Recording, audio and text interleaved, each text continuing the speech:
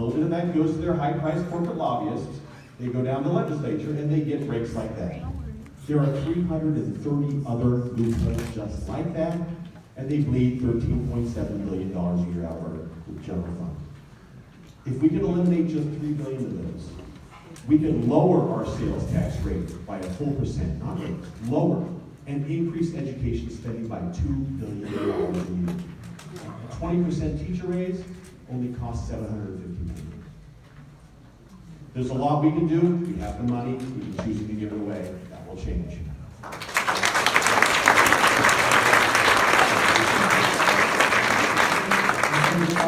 Why do you think that all 27 budget overrides passed in Maricopa County and 3 out of 4 failed in Pt6? Well, first off, public schools shouldn't be going begging to their voters for the money for basic needs.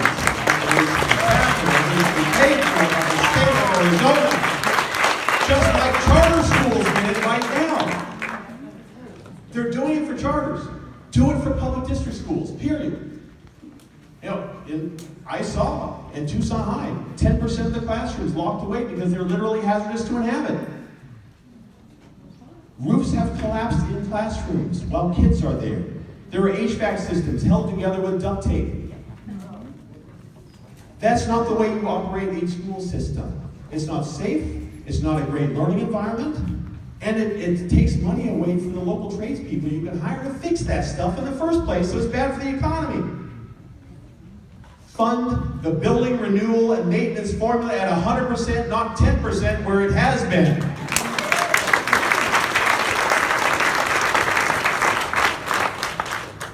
So I think that's the biggest reason why people in Pima County didn't approve these bonds and overrides, even though the schools desperately needed them, and I support them 100%.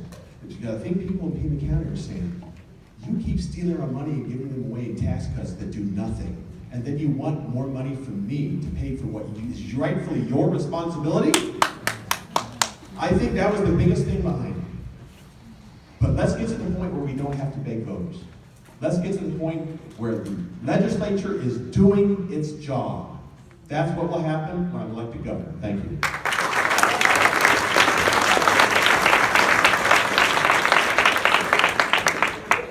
We need some real leadership on this particular issue because local communities are in a tough spot. Look, it's pretty easy, folks. We'll give you a quick public policy lesson. The legislature cuts in areas where they know somebody else is going to backfill their cut. That's what they do. That's why they cut K-12 education. That's why they cut the universities. They cut there because people can raise tuition. And good parents and teachers go out and do the hard work that the legislature fails to do, and then they ask their neighbors to raise taxes to support their schools. Now, you're in a tough spot, however, because if you don't do that, then you have to suffer through some tough years. Look, if you're a school district that didn't pass your bonded override, you're going to have a rough time. You're going to learn the first time really what it means to live off the state dime. And it's simply not enough. And so we got to do a couple of things. Number one, all of that energy that is out there right now that goes for bonds and overrides needs to continue through the election process too. Because what we have is a situation where, yes, you go out and vote for them. I know they voted in Maricopa County, but I'm from Mesa, and Mesa is the quintessential place. They send their legislators down there to no longer feed the beast, in other words, to take state money, but what does the city of Mesa do and the good parents? They pass local bonds and overrides. We got to take that energy and say, look, there's another step. If you don't want to be out here on a Saturday, you need to elect new people. And it is through electing new people that we then have an opportunity to have this kind of impact. And so as governor, you stand up and say, yes, we're going to cut this, and yes, we're going to continue to invest, but you have to go beyond that and get to local communities and work with them so that that energy continues to change the legislature as well. Because it is when the legislature changes and we have pro-education candidates that we're not going to have this fight anymore. So folks, this is kind of complex. You got to get people to understand that what they're doing on a Saturday, even though it's good for their school, in some ways is bailing the legislature out, and we've got to stop that.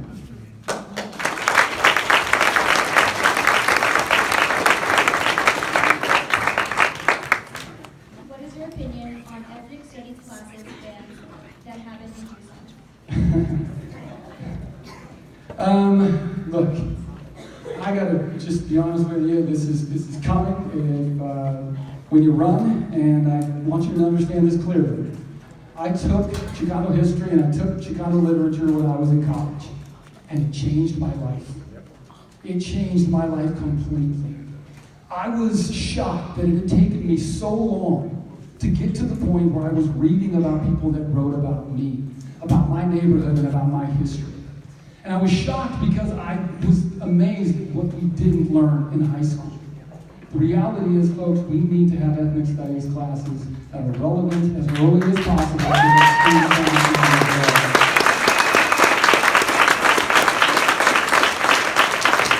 understand. One major goal of public education has always been acculturation. And through that acculturation process, we have erased the histories of a lot of people. Not just Latinos, not just Mexicanos, but a lot of people. But folks, it is that history that is most engaging. It is that history that gets you to think critically.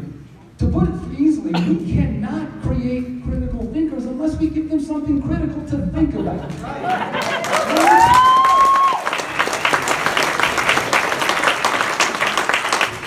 I was with some teachers today, all CR teachers, and I told them, look, I look forward to winning, and I look forward to coming back and sitting in your classroom and listening to what you're teaching. Because that's going to be an important part to me. Because as somebody who feels like it took way too long for them to learn their own history, I don't want the same thing to happen to many of our students here in Arizona. Don't want that same thing to happen. I'll leave you with one other thing on this, just in case anybody's wondering. As a freshman, I read a poem that still sticks with me to this day. It is hanging on our daughter's walls, and you got something to write with. It is called Marked, M-A-R-K-E-D. The poet is Carmen Tafolla, T-A-F-O-L-L-A. Read it and know where my heart is, and know that poem and others like it, The House on Mango Street with San Cisneros and others, have changed my life, and folks, we got to make that available to all Arizona students.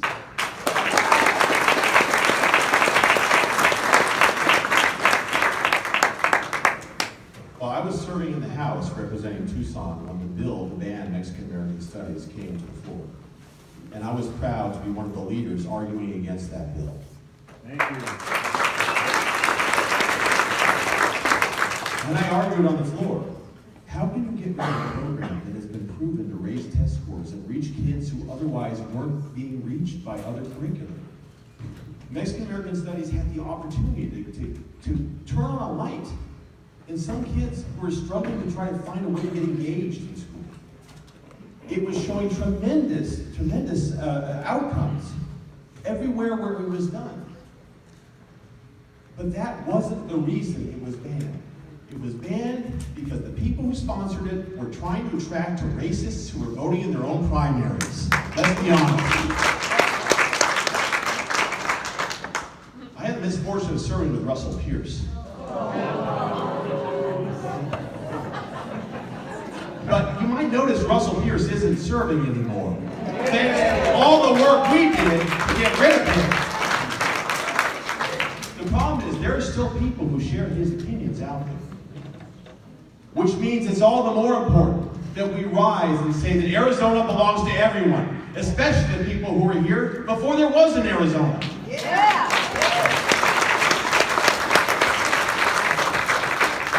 And the most important history we ought to teach is the history that matters to the people we're teaching it to. And that's why the ethnic studies programs of all types need to not just be restored, they need to be expanded. Yes. We all need to understand how to live in a diverse society. All students should be understanding everybody's background. We will only rise as a state if we rise together and stop picking each other off and use racist ideas to dismiss anybody.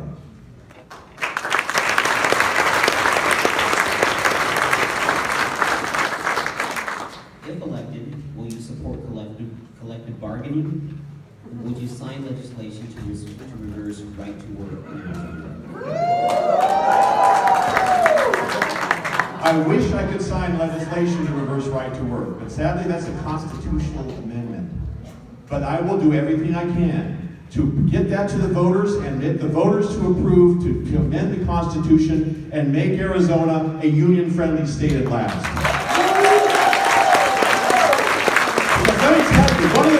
I'm running is because I am shocked and horrified at the increase in inequality we have seen in this country, particularly over the last 30 years. And it's gotten even worse now, and if this tax bill goes through in DC, it's going to be an utter disaster. We cannot have a society where the people at the top are the only ones who succeed. And that's what we've created. And I'll tell you, things were different not that long ago. Even as late as 1980, before the Reagan Revolution, so-called. When unions were strong, the folks at the lower end of the scale were doing better over the previous 34 years than the folks at the top end of the scale. Now that there's been ongoing war on unions in this state and in this country, we've seen that chart flipped. Now the folks at the lower end of the scale, the middle end of the scale, do worse. And the folks at the top 99.999%, they're getting away with more money than they have ever dreamed of in their lifetimes. And they're taking it off the working people who no longer have the right to organize in Arizona and elsewhere. And that must change. We create a better society when we give everyone the opportunity to rise. Everyone. We all do better when we all do better, not just those few people at the top. And that's one of the things that I will be pushing forward every step of the way. Everyone will do well in the new Arizona, not just those who have access to Governor Ducey and his inner circle.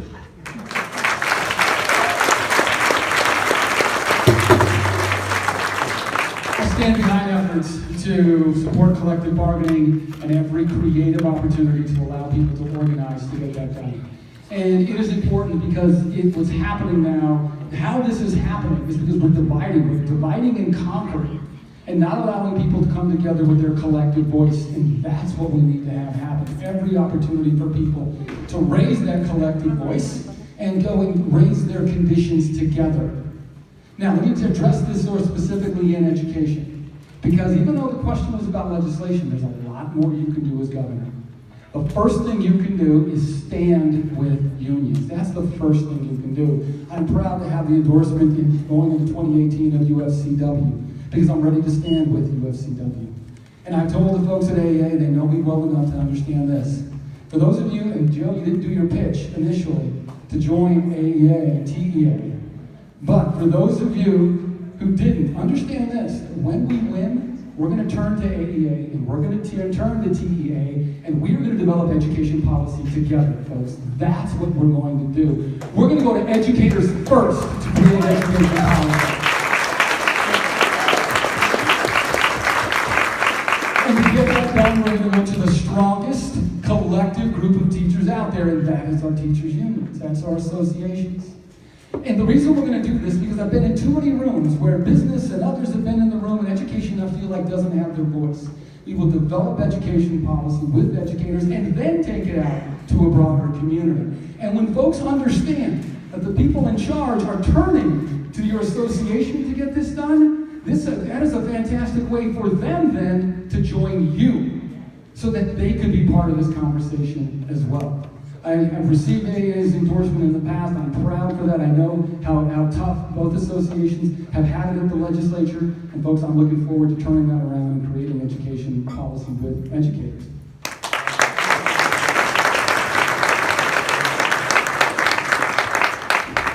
How do you plan to convince Republicans and independents to vote for you? That's a good question. First, let's start with this. I have already convinced a number of them to vote for me. We've already done this. In 2014, many of you know I ran, and our gubernatorial candidate then lost by 11 points. We lost by half a point. We came close. How did we get there? We got there by convincing a whole bunch of folks to go R, and get down to us and mark D. And the path to getting that done is a few things. Number one, we've got to stand with public education. This is not a partisan issue. Everywhere you go, no matter what part of Arizona, every family wants the exact same thing from their public schools. They want their public schools to help their children do better than they did. And that is in every single neighborhood. And by standing with public education firmly, we brought a number of folks on board who were Republicans and independents. By focusing on the relationship between education and economic development, and the future of Arizona. We brought a number of folks on board who were Republicans and conservatives. But the path forward for Arizona, however, is to get more of our own people to vote. That's the path forward. Because when we get our own folks to vote, that we can create policies and govern with our own people, progressive policies. Look, folks, I told you initially, I'm a statistics professor. I wouldn't be in this if the numbers weren't there to win. And trust me, they're there to win. But they're there, not by going necessarily and bringing folks on board who may be 50-50, whether they like you or not. The path to victory is getting populations to vote who are not engaged today, who are going to vote for us 7, 8, 9 to 1, who are supporting public education, support culturally relevant studies, support the things we believe in, and bring them on board.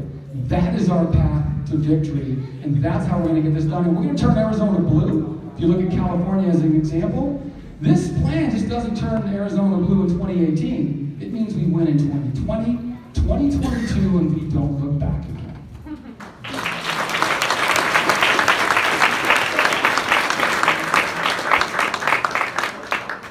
A lot of us were pretty depressed last November at the outcome of the election. But what's interesting is that is a turning point that is going to create the change we've been waiting for a long, long time. Since last November, in the Democratic Party, we have seen the number of precinct committee people, the volunteers at the doors, triple. There are 3 times as many out there at the doors now as there were last November. Those are people ready to go to work, and many of them are already going to work and they're trained. The energy that comes from every time Donald Trump sends out a tweet, there's another Democratic activist for it. Seriously. And that's the tailwind we're in. The last time we elected a Democratic governor was when we had a Republican in the White House. And I never thought we'd find anybody worse than George W. Bush, but we found him. That's the tailwind. But the tailwind, the numbers, none of that stuff matters unless you're working as hard as you can to consolidate that new tailwind and get this thing done. I have been all over the state constantly since last June. I have 1 day off between now and Christmas. I'm going everywhere because I'm talking with folks, and I'm talking with rural superintendents who are Republicans. They don't like Ducey any more than we do. They want change. I was in Green Valley at an event where I expected about a dozen people to show up at somebody's house a couple months ago. I had 60 people show up, and 10 of them were Republicans and independents. By the time I finished speaking, all 10 had re-registered as Democrats. This is a new wind blowing through the land. And sometimes all it takes is going out and talking and listening and speaking in a Republican language, which I can do really well because I've served in the legislature for 12 years. And we're going to be able to bring people together and actually have one Arizona, not just a red Arizona and a blue Arizona, to move forward into the future in a great way. So thank you.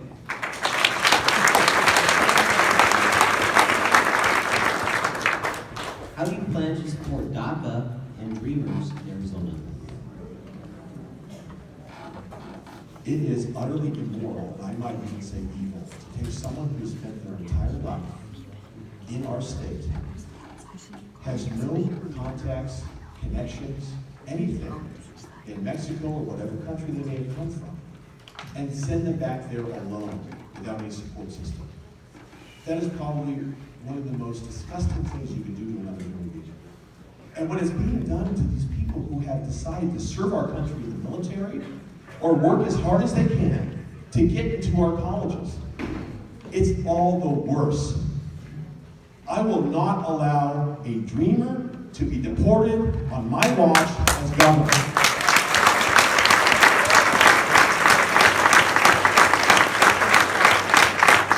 These DACA students are the energy we need to be able to rise from the mess this bunch in Phoenix have created. They're the ones we're depending on. They understand how to create something amazing. They're the ones that will create the future we all want to live in. To deport them is utterly and completely wrong. It will not happen on my watch.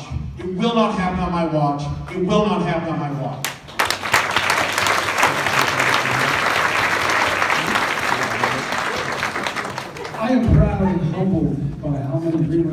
students are working on our campaign. And I'm proud and humbled by that because I'm devastated at how we've been treating them. My first experience with students, I got in front of a group of high school students, and I gave the speech that I thought was our American ideal, that lift yourself up by your bootstraps and you can make it. I had a group of students raise their hand and tell me the obstacles that they faced, and that fundamental American idea didn't appeal to them. And it shattered me to my core. And so since then, I have personally worked to help DACA students, many dreamers, help their dreams come true. And not only are we going to stand to make sure that those students are deported in this state, folks, we've got to make sure our schools remain safe places too. That is sacred ground for us. If we have ICE looking for students in our schools, they're going to have to get through me at the front door and others before they get there. And so, to our students out there,